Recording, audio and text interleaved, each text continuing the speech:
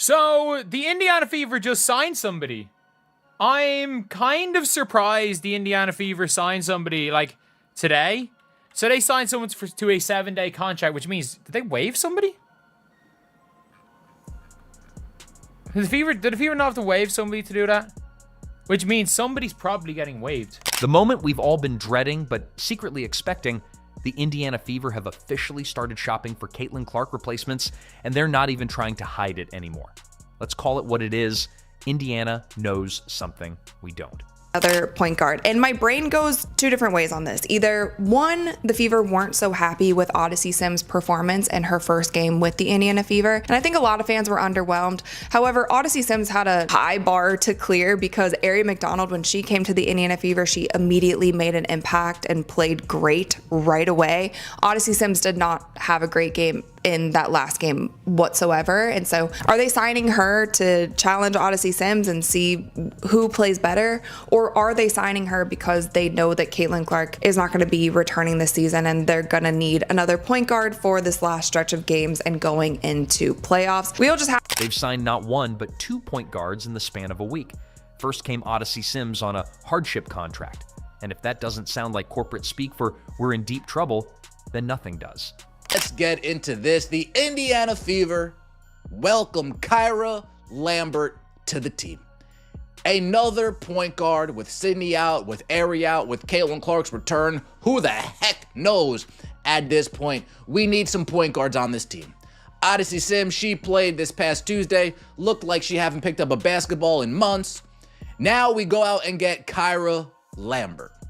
Then, just days later, they inked Kyra Lambert to another 7-day deal. 2 point guards, 2 desperate moves, and 1 glaring reality. They're preparing for life without Caitlin Clark, and they don't expect her back anytime soon.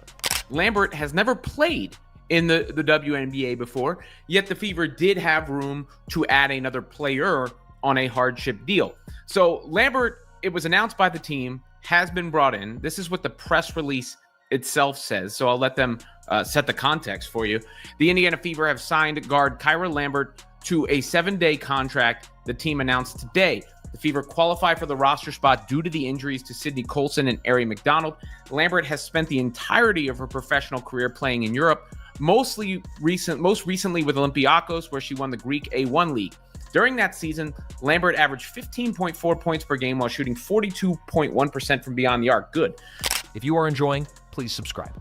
Here's the uncomfortable truth nobody wants to say out loud. Caitlin Clark has missed 21 games due to injury this season.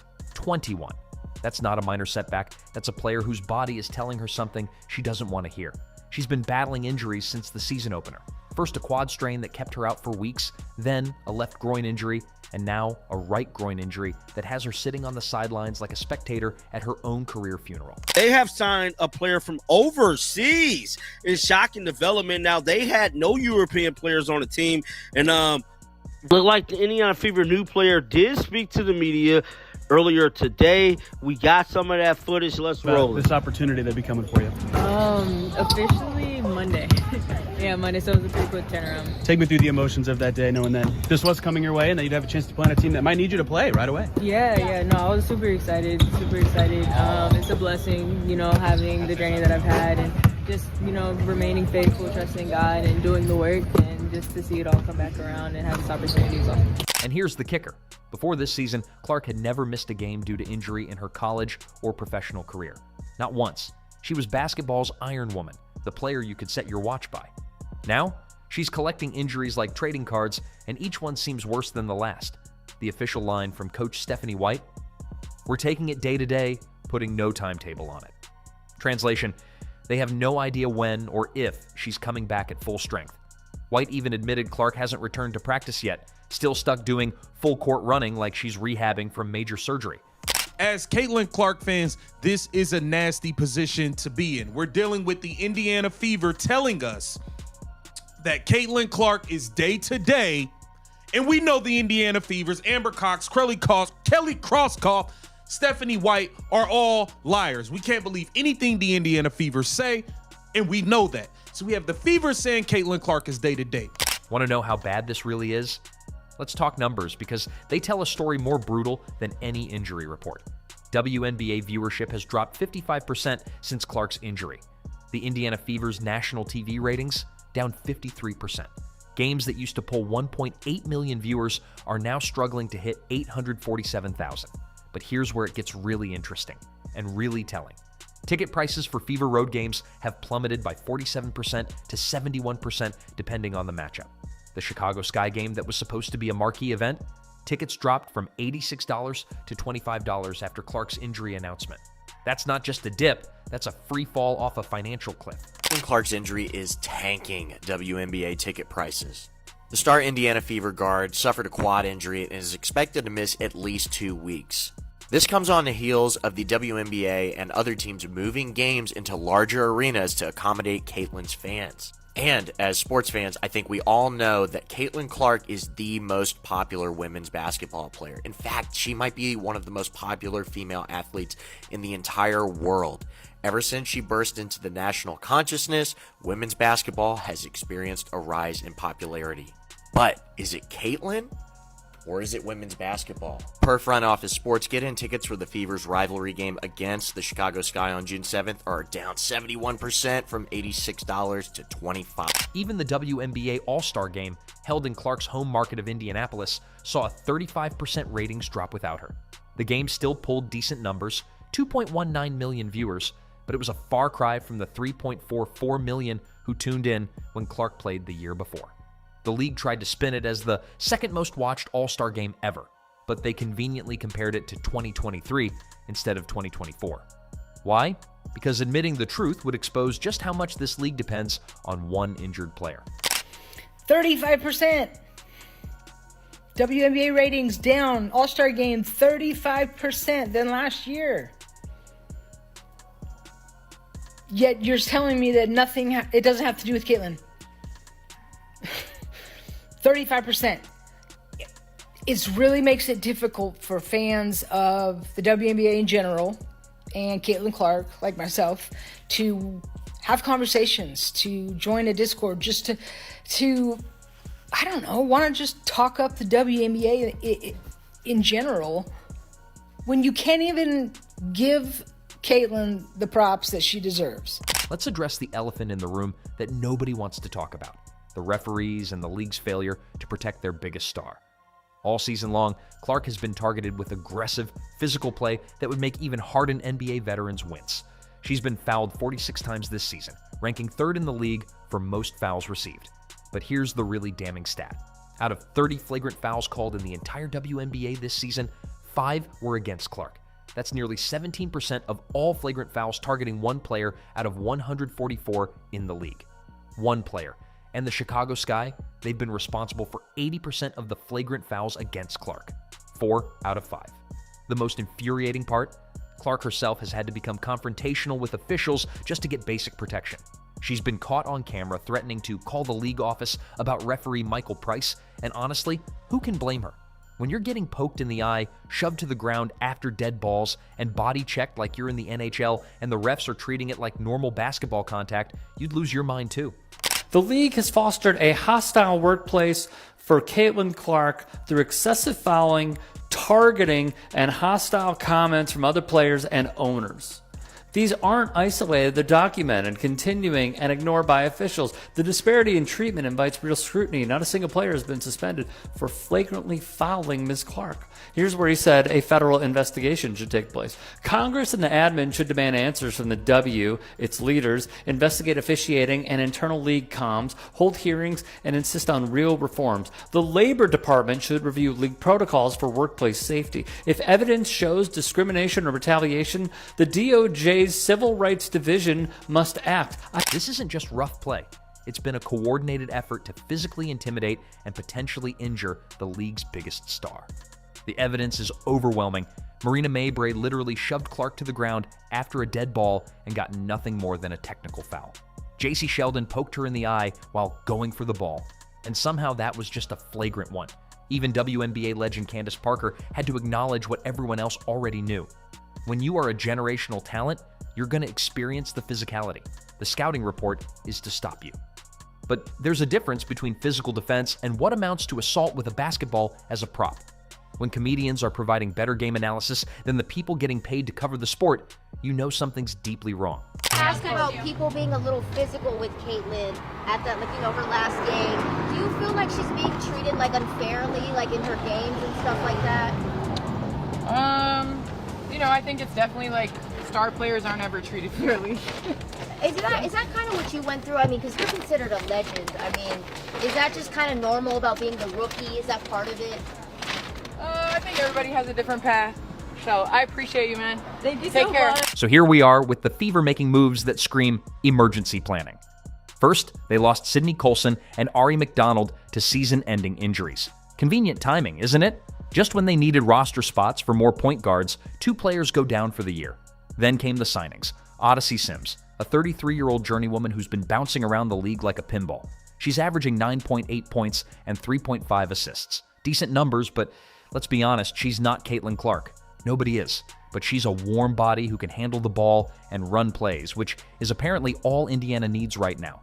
Then, Kiya Lambert gets added to the mix. Another 7-day contract, another temporary solution to what's looking more and more like a permanent problem. These aren't moves you make when you expect your franchise player back next week. These are moves you make when you're preparing for a future without her. Now, I'm not exactly too sure where Kiya Lambert is, and I know what your reaction is. Kiya Lambert who?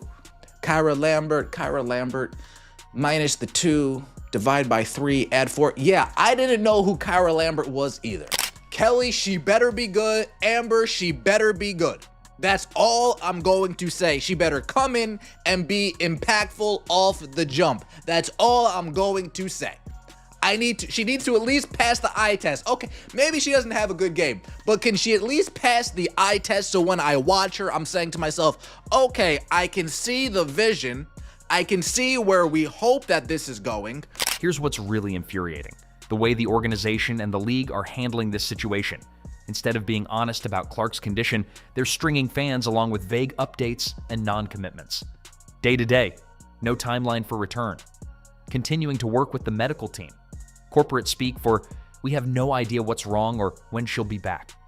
Could you imagine if fans knew Caitlin wouldn't play again this season? The viewership collapse we've already seen would look like a gentle decline compared to the mass exodus that would follow. The truth is, Clark hasn't looked right all season. Even when she has played, she's been a shadow of her rookie year self, shooting 36.7% from the field and a dismal 27.9% from three-point range. On the road, she's 2 for 35 from downtown. Those aren't slump numbers. Those are something is seriously wrong numbers. But she's a 5'9" point guard who averaged 8 points per game in Greece? How shit must Odyssey Sims be? Nah, man, we're not doing this.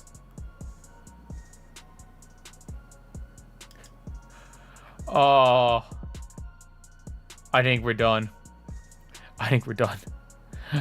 I think we're done, man. I think the season's done. We got the 17th best point guard in EuroLeague. The WNBA has built its entire financial model around one player, and that player's body is failing her.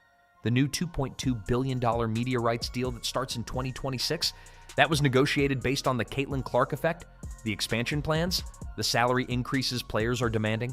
All of it hinges on the assumption that Clark will be healthy and dominant for years to come.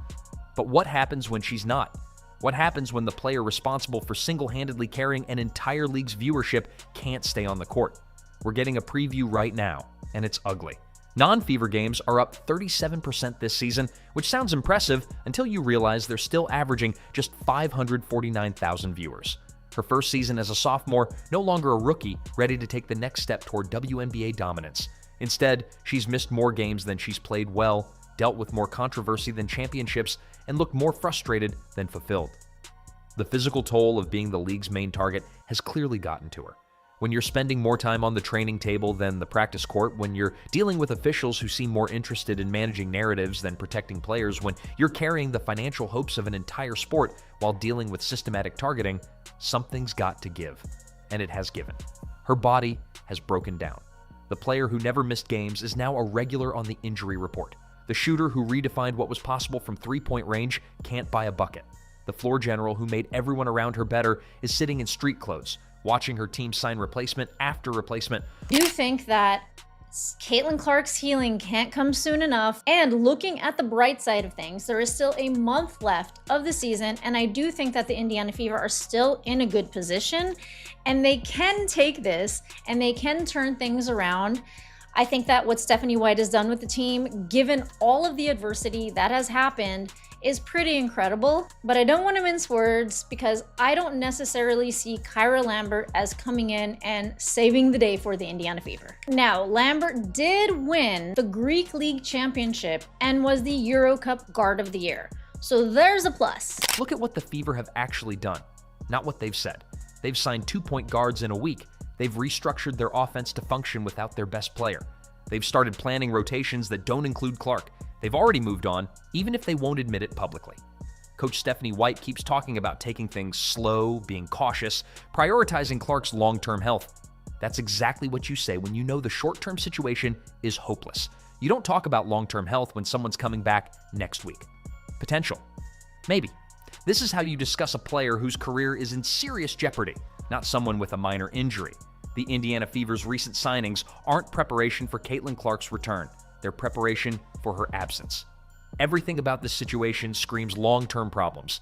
The vague injury updates, the multiple point guard signings, the complete lack of a concrete timeline, and most tellingly, Clark's own body language when she's shown on camera. Caitlin Clark's injury is tanking WNBA ticket prices.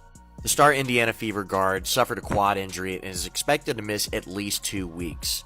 This comes on the heels of the WNBA and other teams moving games into larger arenas to accommodate Caitlin's fans. And as sports fans, I think we all know that Caitlin Clark is the most popular women's basketball player. In fact, she might be one of the most popular female athletes in the entire world. Ever since she burst into the national consciousness, women's basketball has experienced a rise in popularity. But is it Caitlin? Or is it women's basketball? Per Front Office Sports, get-in tickets for the Fever's rivalry game against the Chicago Sky on June 7th are down 71% from $86 to $25. She doesn't look like someone who's eager to get back on the court. She looks like someone who's dealing with the reality that her body might not be able to handle what the WNBA has become. A league where being the biggest star means being the biggest target. The refs caused this, the aggressive play caused this, the systematic targeting caused this. And now we're all dealing with the consequences. A league desperately trying to maintain viewership while its biggest draw sits on the sideline. A franchise signing replacement players like they're auditioning understudies, and fans being fed a steady diet of false hope. The Indiana Fever's signings make perfect sense once you accept the uncomfortable reality. Caitlin Clark isn't coming back, at least not as the player we remember. And deep down, everyone involved knows it. They're just hoping we'll keep watching long enough for them to figure out what comes next. But here's the thing about hope. Eventually, reality catches up. And when it does, we'll all look back at these signings as the moment we should have known the truth. The Caitlin Clark era might be over before it ever really began.